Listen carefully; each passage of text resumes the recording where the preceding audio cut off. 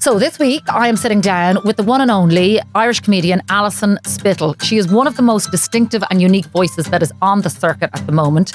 She was born in London, but grew up and was raised in County Westmeath. And the woman has been busy. She's written her own sitcom. She co-hosts numerous podcasts. And she is currently touring her critically acclaimed show, Big, which won Best Performer at the Dublin Fringe Festival after a knockout run in Edinburgh. Lads, I went to see it. The show is so good. It is hilarious and emotional. It covers everything from misogyny to sexuality to fatphobia.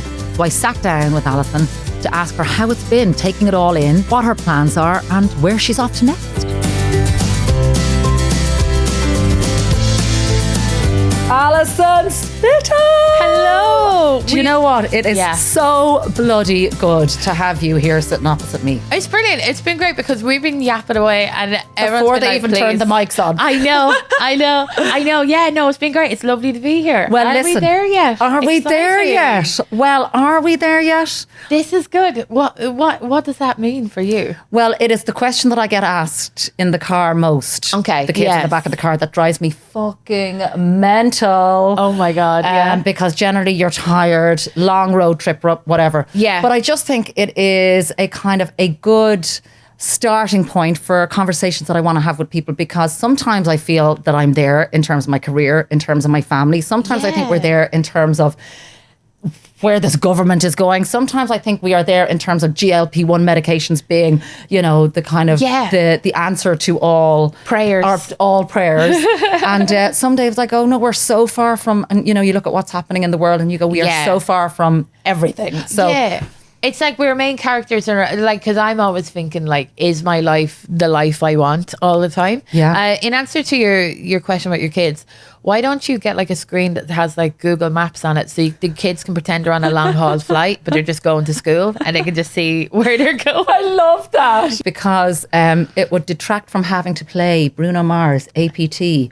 Really? Is that what you get? 4 hours on the way to Kerry, Sweet Jesus. Oh my gosh, yeah. They are not moving off that song. I've tried Sabrina Carpenter, I've tried everything, but they're not even going for Sabrina Carpenter. Not even going for Sabrina. Oh, do you know? No, actually, there's a slight change. K-pop Demon Hunters, right? Golden is on repeat now. So Bruno Mars, I think, might be getting a rest. I found a big good part of my childhood was like getting into my parents' music. Like I used to love the Undertones and stuff like that. Well, that's a sharing thing, you know. Well, I'm probably a good bit older than you saying, but like I remember Dad listening to Fleetwood Mac. That Fleetwood Mac is classic. God, classic Tom Petty, classic road trip music. I wonder if there's, I don't know how you do it. It's like feeding them vegetables. You know, Fleetwood Mac is broccoli. The broccoli is good for them. Yes, Bruno Mars. Bruno Mars, not Candy so much. And K-pop Demon Hunters, definitely not. Definitely not. No. Come here. Saw your show last night in the Project Arts. Alison, it is so bloody good. This is called Big. Yeah. First night in Dublin. You're just back from the mammoth that is the Edinburgh Fringe. Yeah. I know you won an award over there, numerous awards. It went down really well.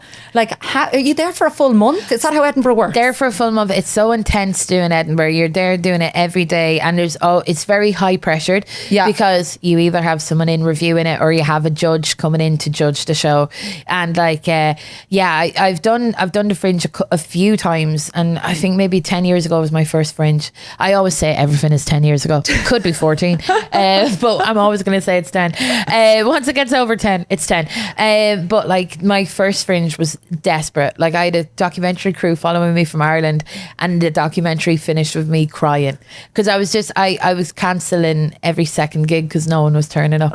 So it was lovely. It was lovely to have a lovely Fringe. I kind of have this thing now that you're such a kind of a big like comedian celebrity that they look after your accommodation. Does that not how it works? Not at all. Not at all. Like it costs quite a lot of money for Edinburgh accommodation, and it costs like $2,000 to stay there for the month, because if you think about it, like there's just so many people coming to Edinburgh. And but to have you on the bill, they don't look after any of that. No, that's not at all. That's so and privileged of me to it's lovely. No, but you know what's great is because people go like, it's a very big privilege to be invited to the Edinburgh Fringe. It's like, there's no invitation.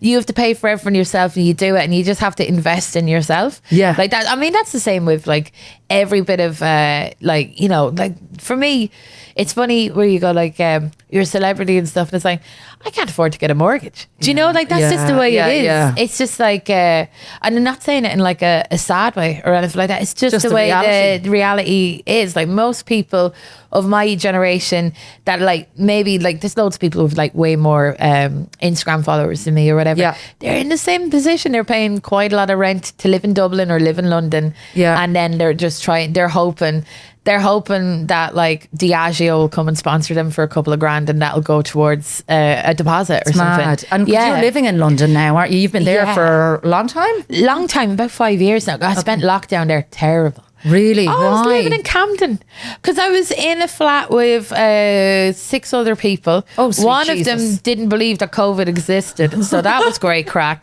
He also did big shits in the toilet and didn't flush them either. There was a lot of stuff he didn't believe in, and including fibre. The man was sorry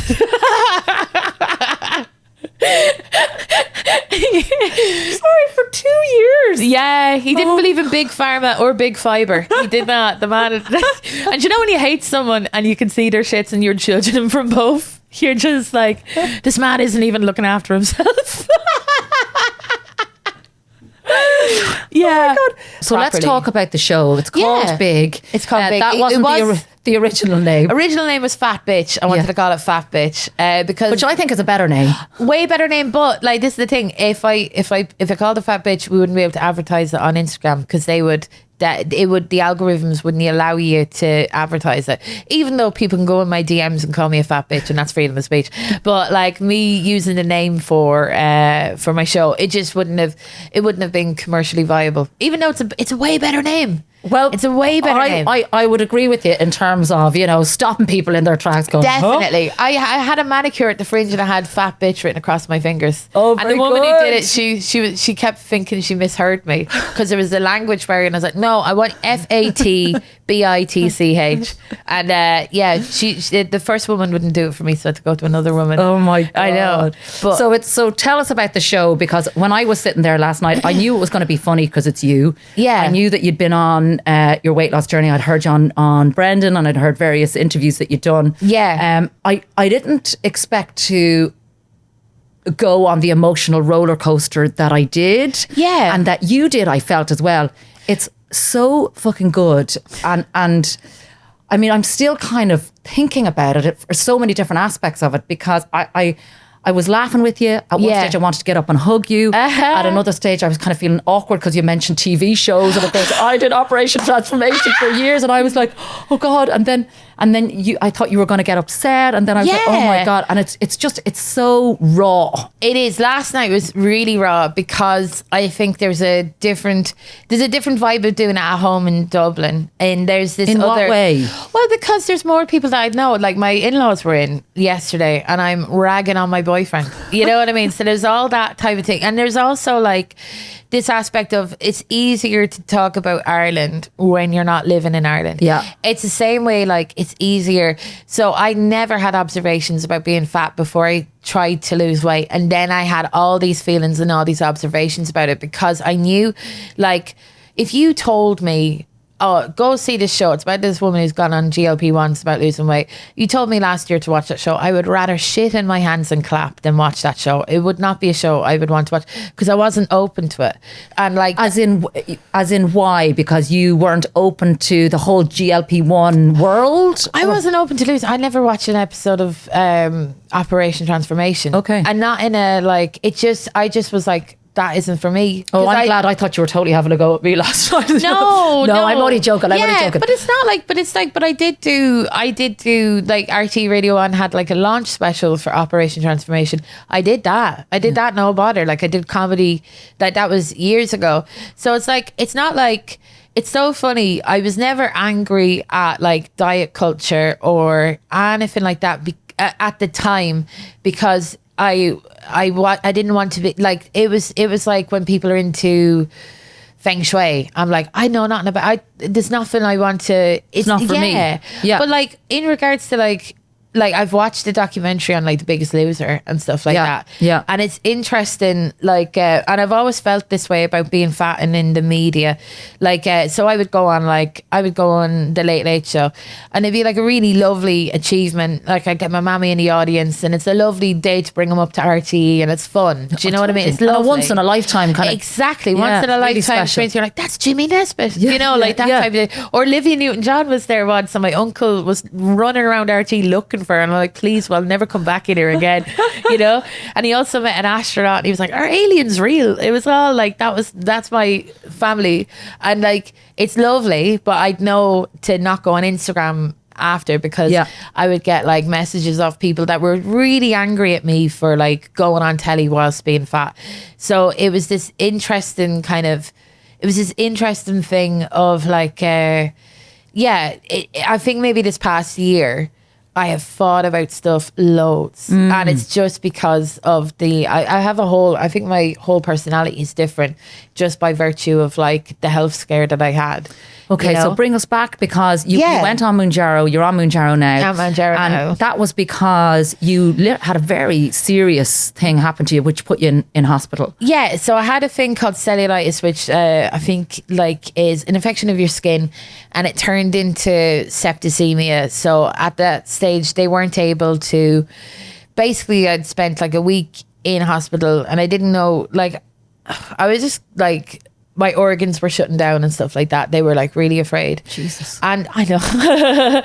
I love being home in Ireland, because you don't get people going, Jesus. It's brilliant. It's brilliant. So like, it was the first time I've ever had to like come face to face with my health. Like before, I didn't. And then I found out a lot of like weight related conditions. So were you kind of happy in your own skin and happy in your own size until this happened to you? And I think the reason why I was happy, I think it's like, it comes from a place of what did I call it? Privilege, in the way that like, so like, you know, people did tell me it was important to lose weight, and I've always just been an odd duck. I've been a blow-in my village. I've always been like used to being different, and like, because I was fat since I was 8, I knew I was different because I was fat, and and when people pointed out to me, I would go like, I really did feel, and I don't know why I did, but I always felt like that was a them problem, and like it was, and also like I do have low self-esteem. But like, everyone has low self-esteem. Like, and the other thing is, because I was never interested romantically in dating, and then I met someone, so we were together for a long time, and I'm friends with fat women who are on the apps, or like the biggest kind of take home I have, like from the biggest kind of thing that I never had as a fat person, that a lot of other fat people have been like fat women who go out with a fellow who's playing ga, and they'd have the whole girlfriend experience, to be cuddling, to be going on dates, but it would always be in a different town, and they'd never want the village to know that they're going out with a fat girl, because fat women are seen as like less than socially, and like that's just like, I mean, there are people that are happy. Like, I'm a happy person in a relationship with someone, but like that was the biggest take home that I never kind of experienced. So like, but I feel sorry for the two people in that relationship, because 100%. There's a fella who loves a woman who is afraid of what 3 people on the GA team are going to say. Do you know what I mean? Like, that's messed up. I always thought it was a more worthy endeavor to like try and live a life as happy as I could whilst being fat, then losing weight. And do you, like, you know, the way it's been said, like, you know, if you want to get into comedy, and which obviously you knew you had like a natural ability for it, was that your way of kind of deflection? Big time. Well, my whole personality is a deflection. Like, do you know, like the thing is, like, with like, all of our personalities are coping mechanisms, and that is due to like stuff that we've faced in the past. Like, I think like, and I said it in the show, like, I don't know if I'm actually nice or I'm fat. Like, you just don't know, because like, you have to, like, as a fat person, there's this weird thing in the back of your brain. Like, it's weird. I have self-esteem, but I'm also aware of the mechanics of the world. So I was always aware. I wasn't deluded. I wasn't going like, I was aware of what the world was like, but I felt like I was aware of what the world was like, but I felt that like it was a weird thing. I felt like, oh, but it should be different for you. I did have this weird thing of just going like, I don't think it should matter if I'm fat. And I think I should be allowed to do the same stuff that other people are allowed to do. And I think it comes from like growing up in a council estate. And it's not like, I don't think Ireland has a big class thing. I was a blow-in in my village. Yeah. And then it's like, because my dad's from England, and I've always had to like weirdly apologize for, like, I changed my accent. I moved over from England, had a big English accent, changed that. And then I think that's the everything else about myself I just didn't want to change, because like it doesn't actually, the thing is like it doesn't actually matter. Like no matter what you do, you'll always be a blow-in, or you'll always be from a council estate. And that sounds like I'm being bitchy about stuff. I'm not. Like it's just a fact of life. No, and I like when you talk about like you've been fat since you were 8. Like I think when something happens, you know, or so for when you're so young, like I was a fat kid. When did you start losing weight? I was probably around the same age as you when I look back at photos now, and I was the biggest kid in the class. And I do remember, like I did this documentary last year for RT, and it was all on GLP-1 medication and in injections, because we had done Operation Transformation for so long. We kind of were cancelled, if you like. And then I wanted to go, right, what do I need to unlearn here? What do I wanted to learn about these GLP-1 medications, which by the way, I think are unbelievable and brilliant. But if you didn't, that's grand. Do you know what I mean? Like people are allowed their own opinion, but for me it was important for me, and so I produced it. Was my own company, produced, because I wanted to know more. I wanted to kind of see what I needed to unlearn. So much had changed in the 13 years that I'd been doing Operation Transformation in terms of our understanding of weight, that it's not just eat less, move more. The science actually doesn't back that up anymore for so many people. So I wanted to kind of go on this journey myself, which was really important. And so I was talking to the director, and I was saying that she couldn't believe it, you know, and I was saying that is one of the reasons why I wanted to do Operation Transformation back in the day. So Jerry Ryan used to do it. Remember Jerry did it for 3 years. And he was big, you know. And so when I took it on, I really thought long and hard about wanting to take it on, because I was big into my health and fitness then. Because when I was a kid, like my mother like gave us great, like loved, like she was kind of never really gave us shite, like she gave you nice healthy food. But the food that she gave, but I just loved food. Like I'd eaten the same as my father would or my brother would, and I kind of always looked up to my brother, who was a year older than me. So I've just always loved grub. Like I've loved grub and loved food. And then I kind of realised, you know, by the time 14, 15, got the name calling, had, you know, all the bullying. And then when I changed school, I was 13, and then I changed to a different school, and that was when I kind of found sport, because sport was compulsory, so I had to start running. So it was like, Forrest Gump, run fat bitch run. I started running and kind of just got into, and I liked it, and I started eating better, I suppose, or eating less. You're fueling your body to move more. And then I kind of liked the feeling that I got from feeling fitter, you know. I've never been a skinny mini, nor would I want to be, but I like feeling healthy and strong. But I don't think you ever get over, and I think that's certainly what I found doing the documentary. You don't ever really get over the name calling or the bullying, albeit for me it was a small part of my life. No, do you know what I mean? But that's a small part, but you've had a taste of that. Like there's lots of people that haven't. And I think that's why for me doing Operation Transformation, I was so protective of those leaders who were putting themselves out there and putting themselves forward for it, because for me, every week I could see how vulnerable they were. You know what I mean? So vulnerable. So it's like you doing this show. You are putting yourself out there. Every time you go on stage, and I know to a degree you've got control of it because you've got the mic. And it's like it's interesting because like before I did the Fringe, I was like just say your truth and all that, and then you're like, oh shit, I'm gonna get reviewed about this, and like people are allowed to take it in, because I knew because like with me in Operation Transformation, never watched it, didn't want to watch it, was just, I was closed off to it. And there are going to be people like that with the show. and I understand where they're coming from, and it could be from several different places, and the people are allowed to consume stuff and the people are allowed to consume stuff and say their opinions about it. But if you know in your heart that you're telling the truth or you're doing things for the right reasons, then you can be okay with that. Do you know what I mean? Totally. Like it's been interesting because I've been doing interviews about it, about different, and I've getting a lot of good feedback on it where people are like, oh, people don't talk about this. Yeah. And it's like, we should. 100%. We should just humanize ourselves a lot more, because like I was kind of sick of like it's the thing of like getting into a row with a stranger that's drunk or whatever, and I just know they're gonna call me a fat bitch. Like, it's just like, can't win in any way.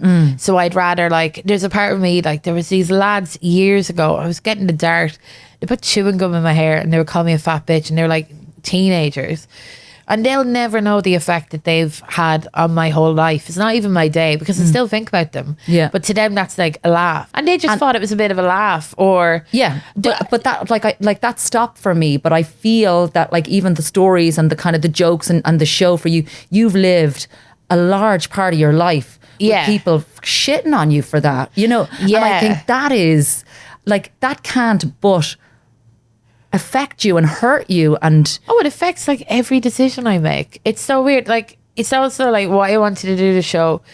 It's this weird thing. There's a lot of people that will concern troll you, where they go like, and look, I did have to have a health scare for me to change my ways, but I don't think I'm a morally better person than, like, I don't think I'm a morally better person now than I was a year ago, even though I'm taking health more seriously. It really wasn't a thing that I was interested in. You know, it's with yourself when you got into sport and you're like, I like feeling this way. Yeah.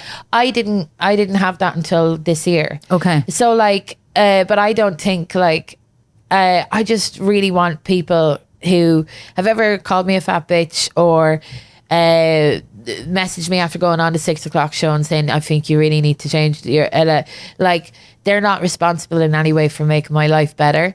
And that's the thing I wanted to do about this show. so you're not giving them that. They're not getting that. This is because it's something in them that compelled them to like make a stranger's day a bit worse. Yeah. They should feel whatever way I just want them to know, like, in no way have you helped me in any way. Like, I'm doing this for me, and like, that's it. So, you know? Do you feel better now that you've lost the weight? Like, do you feel better? I'm able to move about a lot better. Okay. Yeah, I do. I feel very like mixed about it. I've always kind of like prided myself in the way that like do you know what I feel I do? So movement is better. I do like exercise now. You know, like, do you walk or do you run or do you go to the gym? I run, I go yoga. I love yoga. I love being flexible and all that. Are you flexible? I'm so not flexible. I can hold my legs behind. I think I can. I haven't done yoga in about a month. I really want you to do that now. Oh, I'm in a skirt. We'll see. We'll see. So you can hold your legs behind where? I can lie on the floor face down, and then I can lift up my shoulders to go back, put my hands behind my back, and then hold my feet. Oh, could I see you in a poster doing that? I did that. Yeah, I can do that. Did. So I love. Because you're pretty flexible. I love the flexibility. I probably was very flexible when I was fat, but like I don't. But like, what was it? The feeling better. Yeah. There is aspects of it that, like, do you know what's weird? Now that I'm losing weight, like, I do. It's more expensive. Caring about your looks now. It's not that I care about my looks now more, but like I do the show and I got like a spray tan. That's €40. Do you know what I mean? Never mind the €40. How much is the Mounjaro a month now? Now, well, it's gone up. Yeah, but like yeah. it was £180 because I know it's more expensive in Ireland. Yeah, yeah. And like it's gonna go up to like I think probably £300. So I don't know what I've after buying 2 more pens. Okay. To do me over until like November. Okay. And we'll see where we go with that. I probably might go on Wegovy, which is cheaper. Okay. Because I don't think I can quite go up to that price. Yeah. And I suppose this is where you save the money on takeaways. Yes, you do. Listen, our hearts are working 24/7, right? So if you do ever feel that worry, maybe some unexpected chest pains, palpitations, breathlessness, you need to know that there is also expert help available 24/7 too. That's why I want to talk about Matter Private Network in Dublin. They are the only private hospital in Ireland offering urgent cardiac care all day, every day. And I'm talking weekends, bank holidays, even in the middle of the night. Now that is genuine peace of mind. This is such a unique service for anybody who is worried about their heart. And if you're not sure, just pick up the phone and call them first. You can ring 1800 24/7 999. You'll be put directly through to a cardiac specialist nurse who will talk you through your symptoms. If they need you to come in, you'll get a thorough assessment immediately. If you need treatment or a procedure the same day, they'll arrange it straight away. It's about getting swift, expert care from one of Ireland's leading hospitals. If you're worried about your heart, the number to save is 1800 24/7 999. For more information, you can log on to matterprivate.ie. Save the number and be prepared. The one thing that I was concerned about when I was doing the documentary, so we did this 2-part documentary called The Skinny Jab Revolution, and we went to the States, and over here is one thing, and I talked to lots of different people who were on it for lots of different reasons, and I just think it is an amazing development for people living with overweight or obesity who it works for. There's people it doesn't work for. Yeah. But my biggest concern back then, and I suppose I still have it, is are we creating a class system? Because there are so many people who can't afford it, and in the States it's fucking like $1,800 a month or something. We have a class system anyway with fatness. It costs so much to lose weight. Yeah. Like, and also I'm from a council estate. I mean, this is the 4th time I've said that. Did you know? I'm from a council estate. But, there's a lot more fat working class people. I do think that there is a big correlation between fatness and class. It makes me so fucking angry because the government are not doing enough in terms of tackling. Food companies are targeting not just us, they're targeting working class families, they're targeting children. Definitely. And I do people think that are time poor. People that are time poor. Like, it's like, and I know, look, you see, it's the same with, like, you talk about anything in regards to, like, weight loss or health or whatever. You're going to get people in the comments either going, eat more, eat less, exercise more, or they go, quinoa costs £4. You can put a kettle on that, and you can like, but the energy that goes, like, because I'm on Mount Jarrow, and the energy now that I do put energy into going, right, muscle wastage is a big problem of Mount Jarrow because you're eating less. Yeah. So I have to eat protein in order to, like, can I prevent that? I don't know, but I'd like to put as many steps in that because I do want my muscles. Yeah.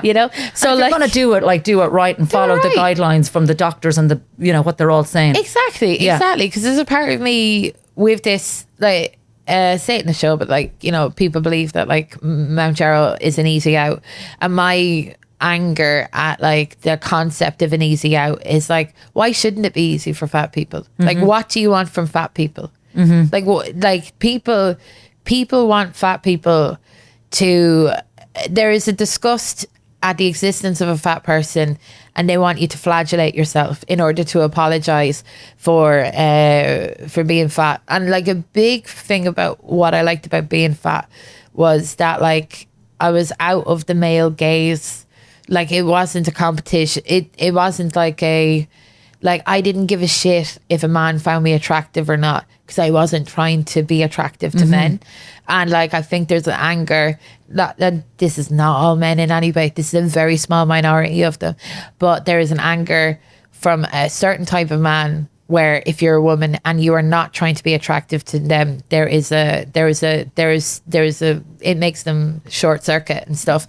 So I'm riddled of ADHD, by the way. I'm so sorry. I go everywhere. Don't worry, I haven't been tested yet, but I think I could be as well. What? But I love a ramble of a conversation. A ramble, yeah. And so, like, I think I think class is a big thing. I think there's other aspects as well. And I think there was something in me as well that really liked pissing off people for being fat.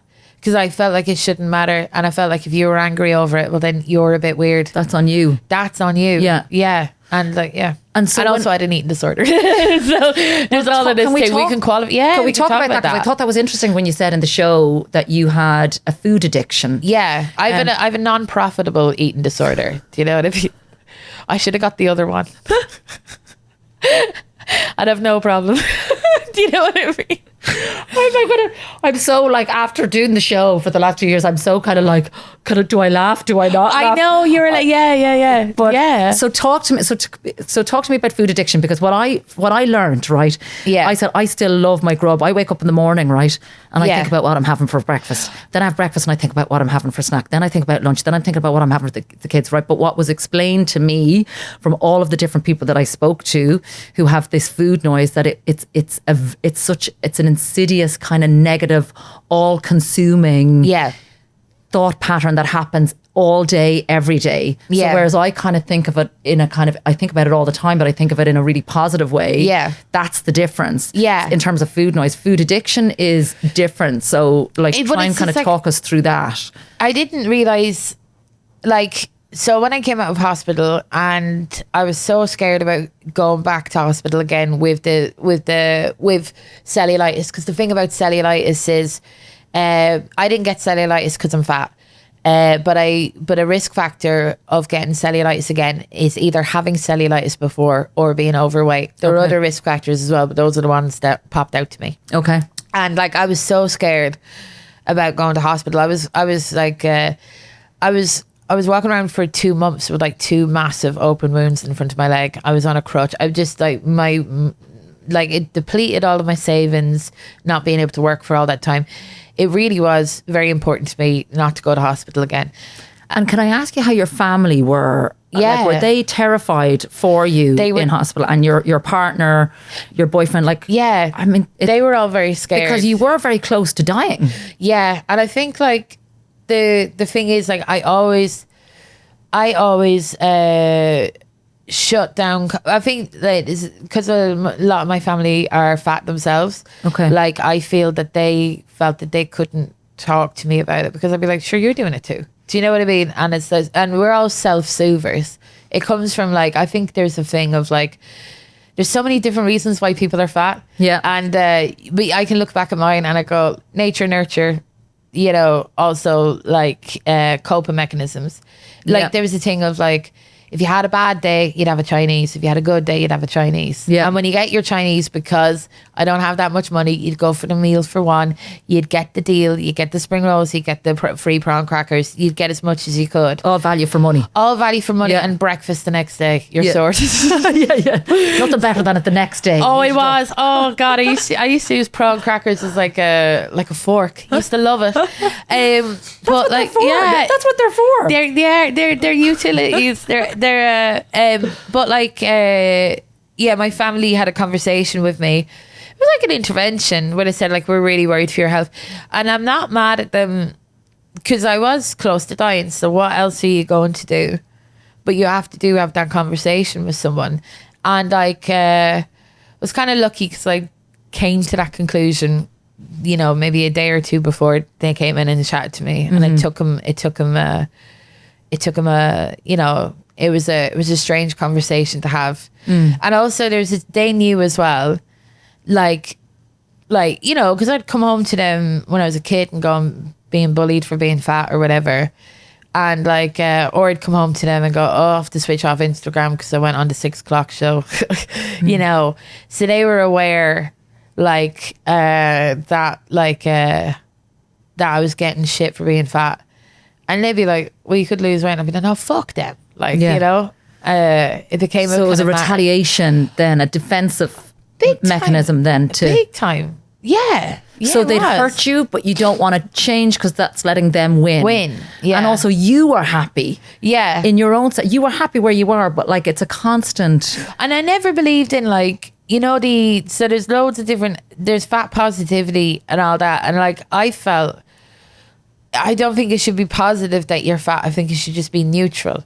Until and then it wasn't neutral for me because my health was in danger. So then I had to change. Yeah. But I didn't want it to be like, I don't believe in like just the fetishization of an individual, where you're like, I love every aspect of myself, and I'm like, I don't, I'm Irish. Like, it would be strange if I did.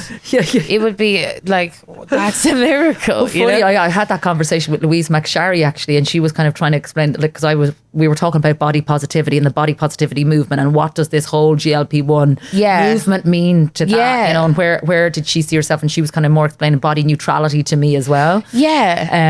And you know, I mean, I thought your joke last night with Lizzo and Adele was brilliant. Because I do feel that way. It was weird. I would look at Lizzo and I would look at Adele, and I'd be like, if they can live a happy, full life, then why can't I? Yeah. Do you know what I mean? It just seemed like, and I think the sad thing about GLP-1s is like, so there are going to be people it doesn't work for, and they're going to remain fat, and that's fine. Like, I'm neutral. I don't care either way. Yeah. Like, but the thing is, like, people are going to be angry at fat people for existing whilst the GLP-1 injections exist, because it's not going to be, why don't you eat less and move more? It's going to be, why don't you go on the jabs? Yeah. So it's just, it doesn't, fat people cannot win. I know. In any way. Yeah. It's like you're doomed if you do, and you're doomed if you don't. And I love, like, I'm talking more about being on the injections, and so you get comments underneath, and there's a lot of people going, I worry so much about these injections, and she's stupid for going on. I'm like, I don't give a fuck. Yeah. You would have hated me anyway for being fat. Yeah. I can't win with you. You can go fuck yourself. I love being on a podcast. You know, we should be like, are we fucking there yet? Yeah. I've lost a fair bit of weight. Yeah. Like, by any measurement. But I am still fat. And like, I probably have to lose, like, to get to, so I'm not like, my BMI is still, I think I'm obese, but my BMI before was morbidly obese. Okay. So I've gone down one, but I'm, you know, but to get to the healthy BMI will be like, I have to lose the same amount of weight that I've lost already.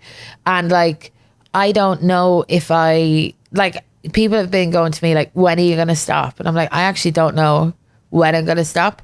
And I don't, like, at the moment, like, the injections for me, it's like, it's the, because I haven't done any of the work to help with my eating disorder. Like, my friend is going to a binge eating disorder specialist, and she's, because that will be the next thing. Yeah, that's what I would like to do. Yeah.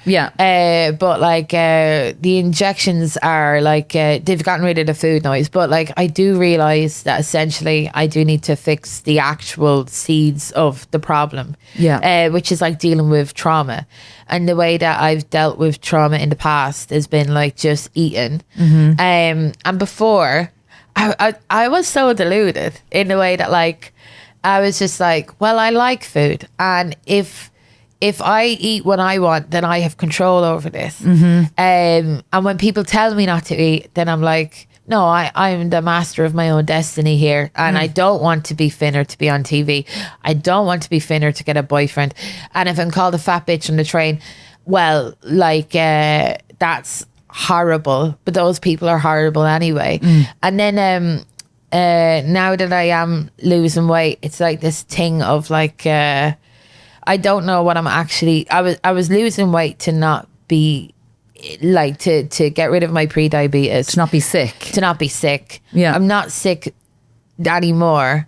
I'm still on the injections, and I think like for the next year I'm gonna have to figure out what do I actually want, or why am I doing this?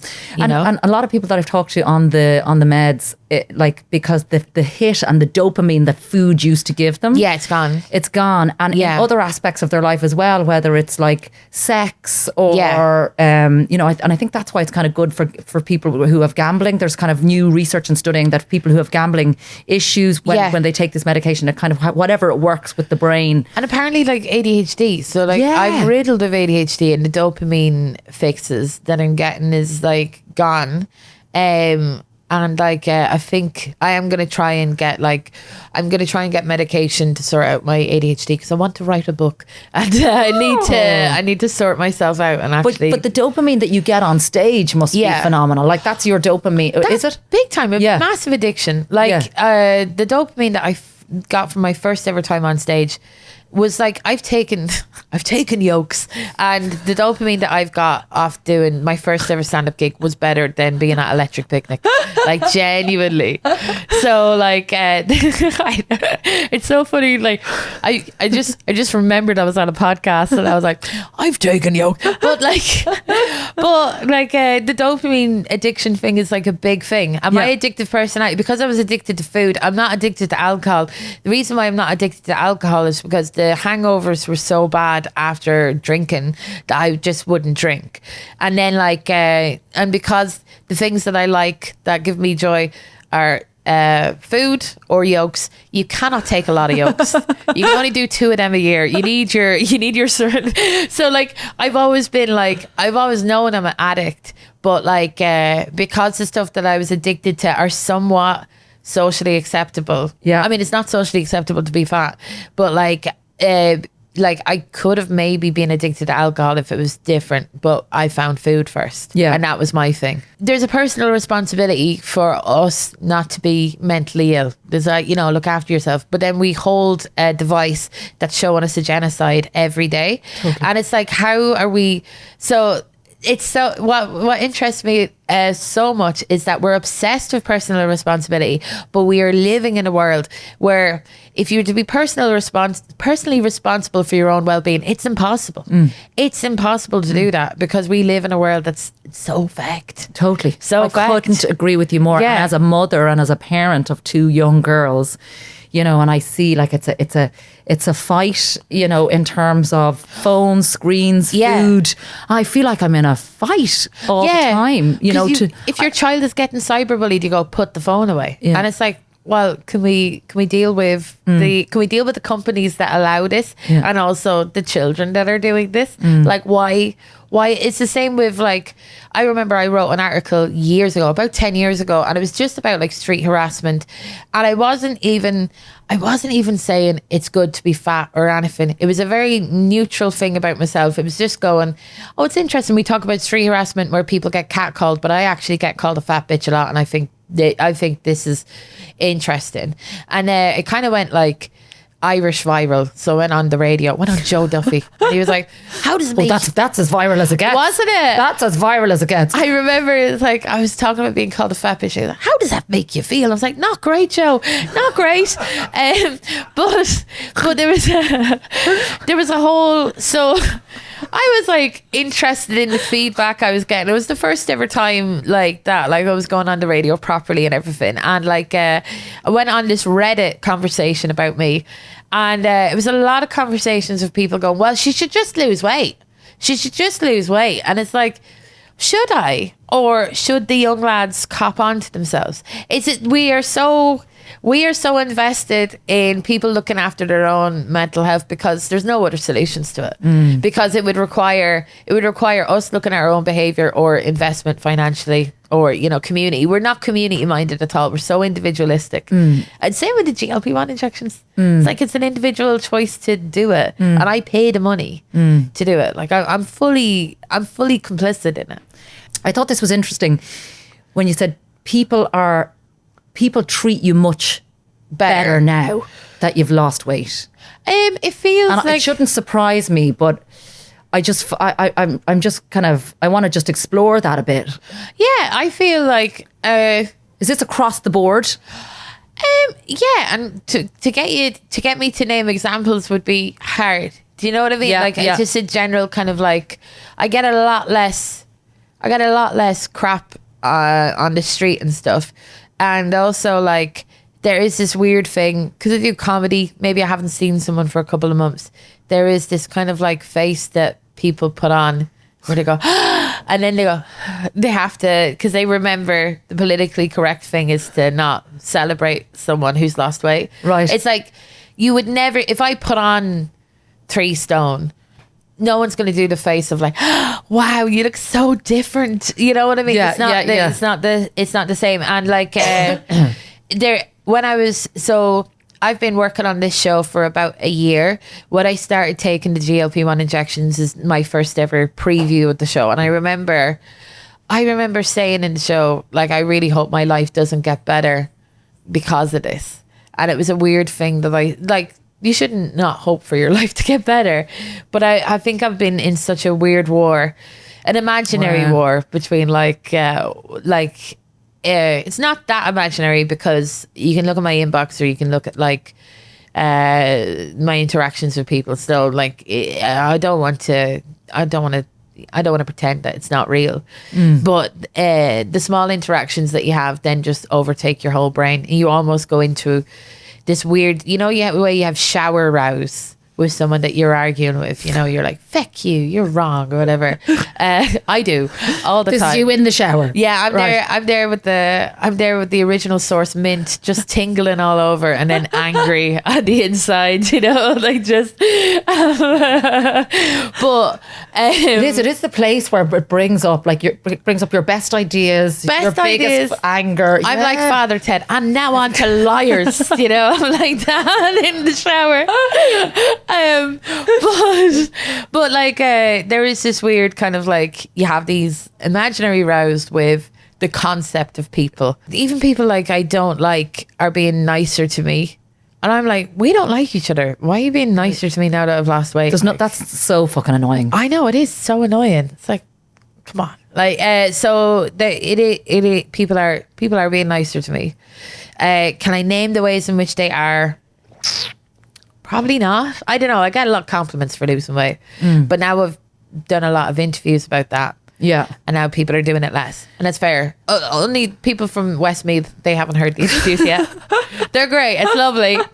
It feels real. When I go to the corner shop, they're like, oh, Jesus, now you've lost a side. How'd you do that? Jeez, you don't lose any more. Yeah. Don't lose any more. Oh, you'll go gaunt. Well. You'll go gaunt. Yeah. I had one come up to me and he had lost a lot of weight. Now time for the Botox. Now you need to sort that out. Like, I swear. And so they're not saying out of badness. They're just like, it is. They're not media trained, I have to say, I love you to bits. Yeah. I love your honesty, and I love the vulnerability. And I think the fact that you are you're kind of on the journey, for want of a better expression, aren't we there yet? You kind of are on the journey of figuring it all out, because there's so much to take on board. I probably because you're changing, and the attitude towards you is changing, and the attitude to the show is new for you, and there's a lot of things changing at the moment. The cool thing is I've come to the realization that I probably won't feel the same way next year as I do this year, but there's no point in not expressing yourself about it. I'm just expressing myself and going, I felt differently last year, I'll feel differently next year. This is my opinion now. You don't have to hold me to it. Do you know what I mean? Because if that's the case, then we're all just going to be like media trained and just going like, because it's easier to not give your opinion on stuff because you won't get like shit about it. And there's a part of me as well that's worried about being public about losing weight. I might not lose more weight. The injections might stop. I might, the price is going so high. I don't know what weight I'll be next year. And like, I don't want to be held, so I don't want to be held to that like standard. Yeah. And and I just go, and this is so I don't know what, but I just go, this is all down to your health. This is down to you feeling better. Fuck what everybody else thinks. Totally. Like, I know you've got your show based on the journey that you're on, but like, this is just about you and your health and where your head is at, your mental health, your physical health. Yeah. And that's the only priority. I could have a show next year called I'm Still Fat. Or you could have a show next year called Skinny Bitch. Skinny Bitch. There we go. They'll allow that. They'll allow that.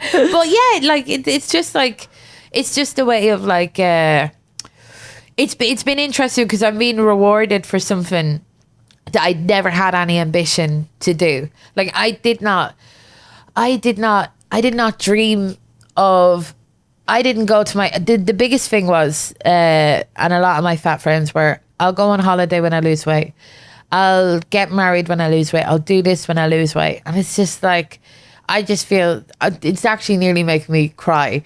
It just makes me so upset that people are all the time waiting to be happy when they're not fat. And it's like, that might not happen. So why are you basing your life's happiness on, and I know why they're doing it, because like it's silly. I'm going to the individual. Why are you doing this? And it's like, I understand why you're doing this, because the world is telling you that you will not be happy until you are thinner, and that makes me like that upsets me the biggest amount. And I'm so happy that like, and it's like they're like, it would be silly of me to say there aren't downsides to being fat, or some days I felt like shit about myself, because that's the truth is that is the case. Well, that's life for everyone.